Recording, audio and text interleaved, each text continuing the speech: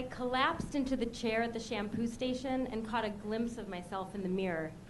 Now I knew why people at work were always telling me to take it easy, have a drink, get a date. I was starting to look as old as I felt. I looked out the window of the salon and had no idea there was so much activity going on outside after dark on a school night. And look at that adorable couple walking hand in hand, not a care in the world, so fucking happy. Don't they have jobs?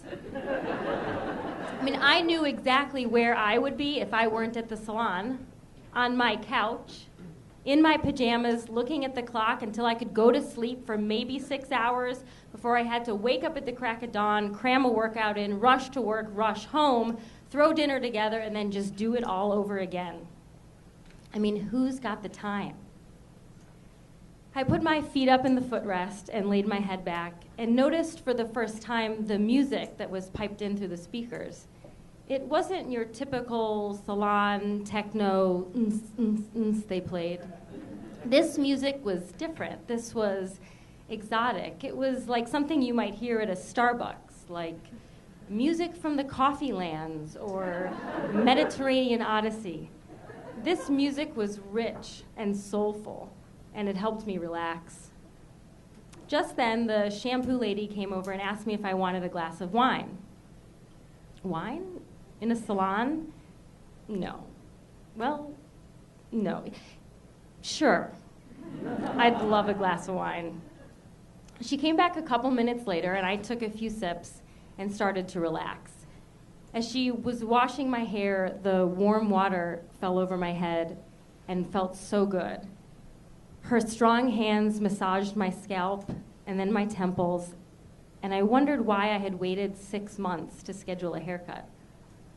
A couple drops of water slid down my neck and gave me the chills. I was practically asleep when Morat, my Turkish, gorgeous, straight hairstylist, called my name from across the room.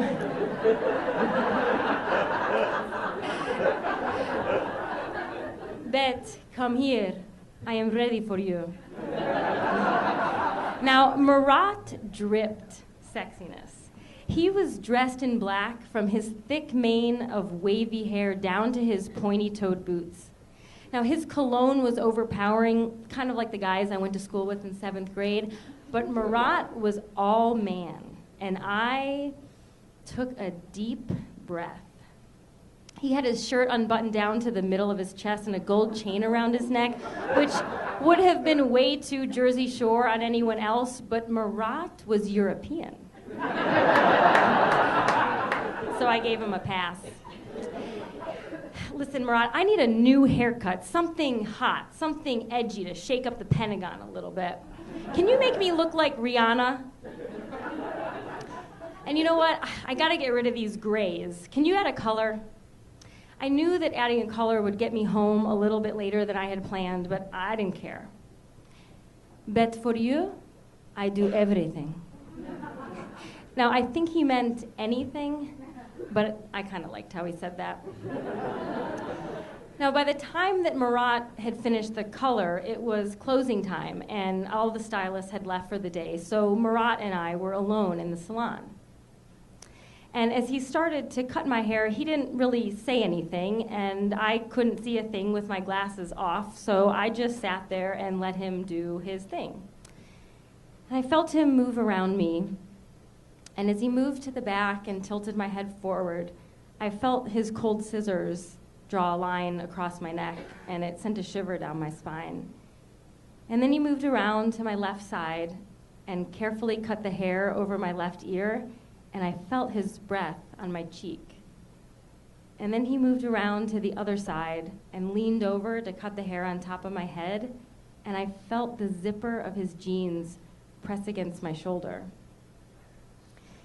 Now, when Morat was done with the haircut, he turned me around and handed me my glasses so that I could look in the mirror. He had done an amazing job. The haircut was perfect, and I felt like a different person. I felt sexy. I smiled at Morat in the mirror, as he leaned over and blew the last few hairs off my neck away like he was blowing me a kiss. Now, at this point, I didn't know if Morat did this for all of his clients or if I was getting the special treatment, but honestly, I would have paid extra for this.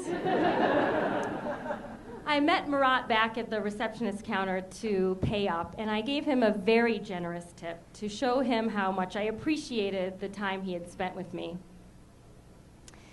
He looked into my eyes and made sure that every last hair was in place, and he said, "Beth, look at you. You are a very sexy woman. Do you know?"